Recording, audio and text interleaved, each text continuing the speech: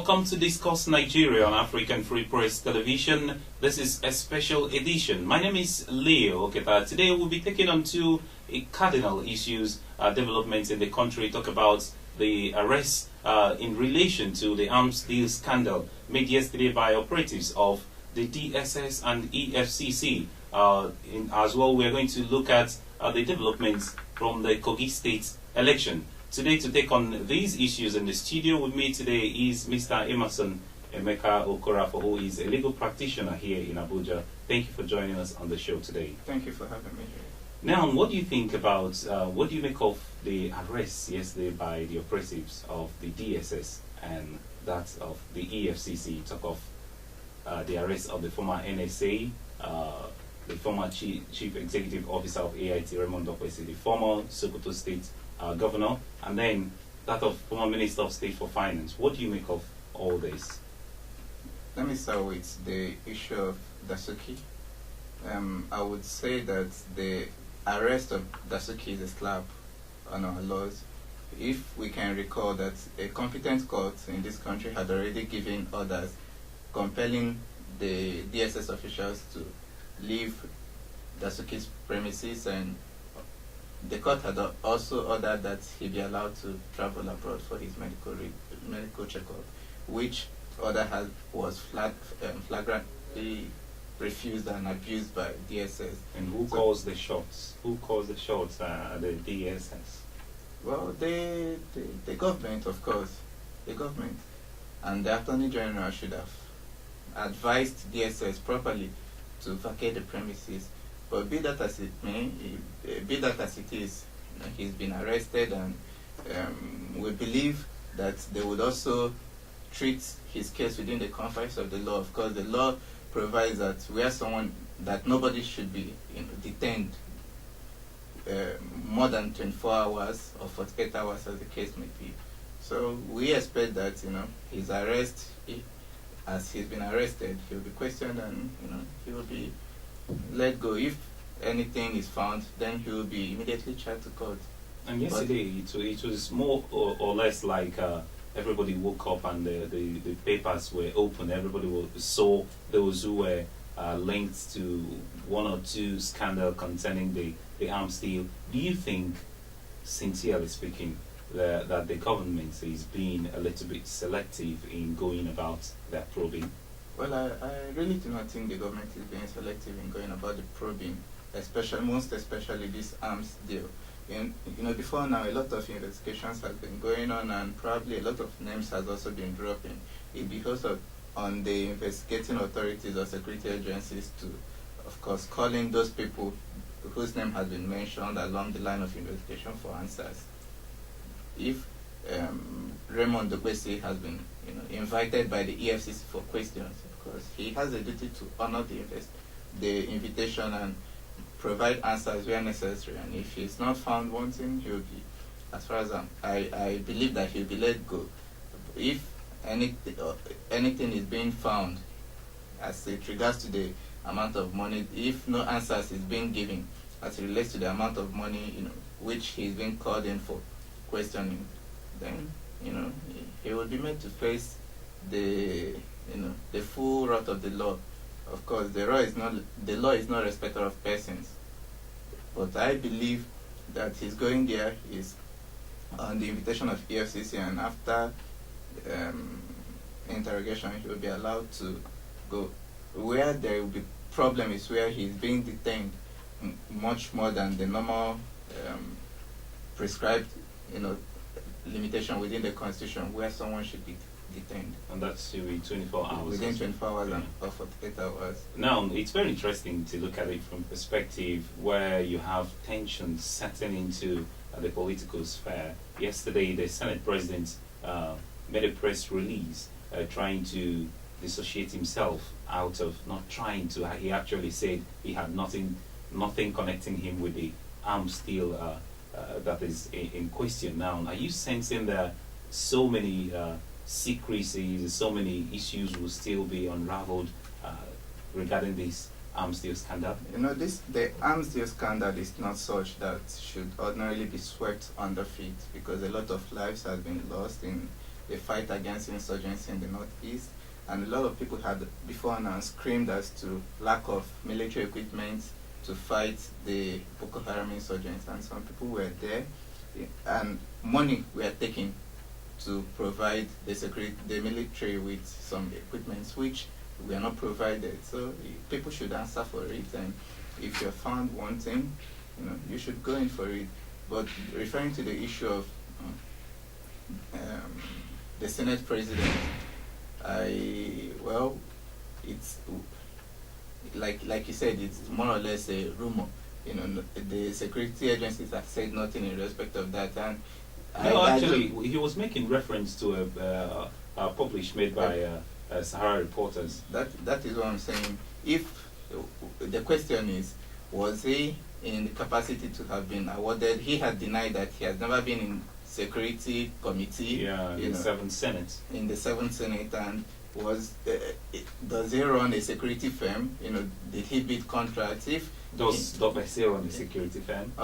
But there are facts there that some money passed through his account, and I believe that is why he's being called in. If he can provide tangible reasons as to the reason for payment or lodgement of those money, then I don't think it's an issue we should evaluate ourselves with. The problem comes where he's not able to provide tangible reasons, most especially where the money being lodged into his account came from the office of the NSA in question. Well, till then, we've been discussing Nigerian African Free Press Television. If you're just joining us, we're taking on two important issues today. Talk of the arrest made in relation to the arms deal scandal yesterday by operatives of the DSS and that of the EFCC. And we've been looking equally, we're going to now look at the developments from the Kogi State election. Now, we are doing that with Mr.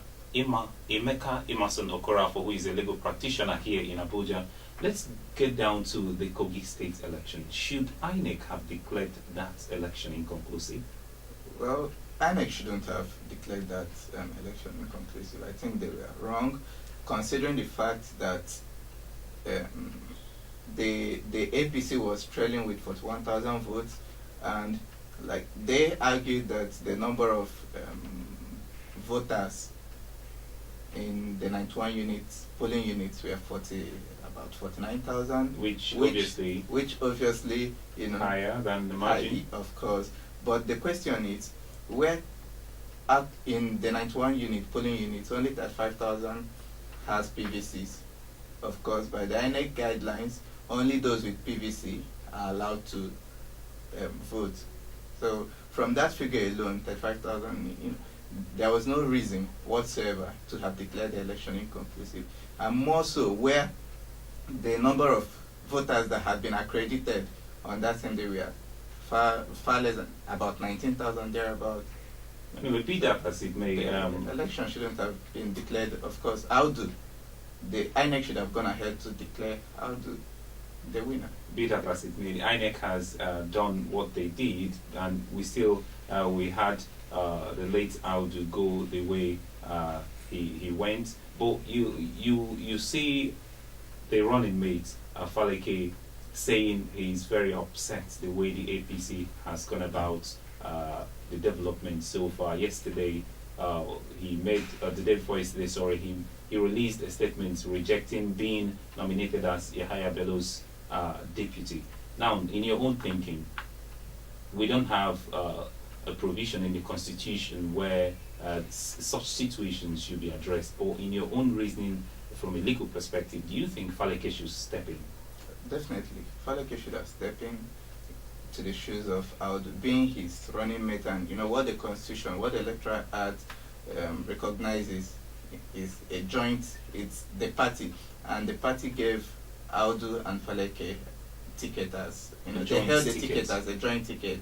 So where Audu, being the governorship aspirant, had died, Faleke should have ordinarily stepped into Audu's shoe as the holder, as a holder of that same ticket. I mean, in that way, you could as well justify some votes they got from people, because asking Yahaya Bello now to step in, fine, people vote for the party, not actually for the personality, because when you go to the polls, you see APC, you see PDP, but still people vote the image behind the party.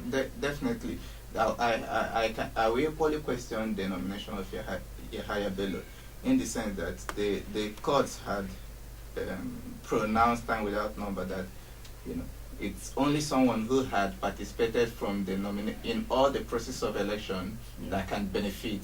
Now, assuming they should go, the election is being challenged in court, can we confidently say that Yahaya Bello participated in all the process of the election? Oh, obviously, this person said no, that he wanted to put it on record in the press statement he released that Yahaya Bello never took part. He never participated in all the process of election. So I do not think it's sensible to have nominated Yahaya Bello. Of course, one cannot inherit the vote of another person. There is no inheritance as to vote.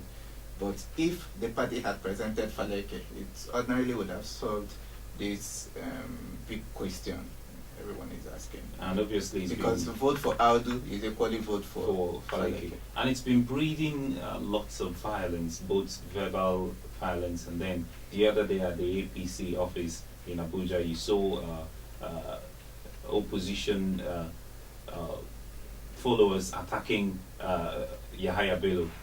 You could sense it's going to go much more bloody if the APC leaves things the way they are leaving it now, with Bello going as the candidate. What do you think? Well, you know, both candidates have their supporters, and ordinarily it is expected of their supporters, you know, to behave in such manner. But what we had as law-abiding citizens, the main persons in the picture should have advised their supporters to behave, you know, accordingly, behave themselves accordingly. We still had the PDP coming in to say their spokesperson, Chief Olisame, to release a statement saying it is not proper for INEC and the AGF to have allowed APC bring in another candidate, saying there were at least, judging from the votes that were counted on that day, they were the second. So Idris should have been declared winner. Do you think the PDP has a stake in that? They really do not. They really do not. It doesn't. It's not in all fours with this scenario. It is not, because, like I said before, Faleke is still alive, and a vote for Audu is also a vote for Faleke. You understand? And where the party fielded candidates, and as far as you're concerned, there is a subsisting candidate who is Faleke. So that could have happened if what PDP is saying could have happened if maybe no other candidate was in the picture, or nobody was in the picture.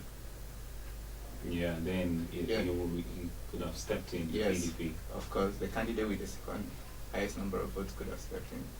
Anyway, that's it today. That's where we're going to wrap it up on the show. Discuss Nigeria today on African Free Press Television. Today we took on two important issues. The arrest of certain political individuals, talk of the former NSA retired Colonel Sambo Dasuki and others in relation to the arms deal scandal. And then we looked at the developments coming from the Kogi State election. Today on the show, I did all this brilliantly with Mr. Emeka Emmason Okoroafor, who is a legal practitioner here in Abuja. Thanks for coming on the show today. Thank you so much. Always remember to log on to our website at www.africanfreepress.com. Follow us on Twitter at African Free Press. Like our Facebook page at African Free Press. Join us in our discussions on various interesting topics on African Free Press Forum, and subscribe to our YouTube channel at African Free Press. I remain Leo Okita. Please do stay out of trouble. See you next time. Bye-bye.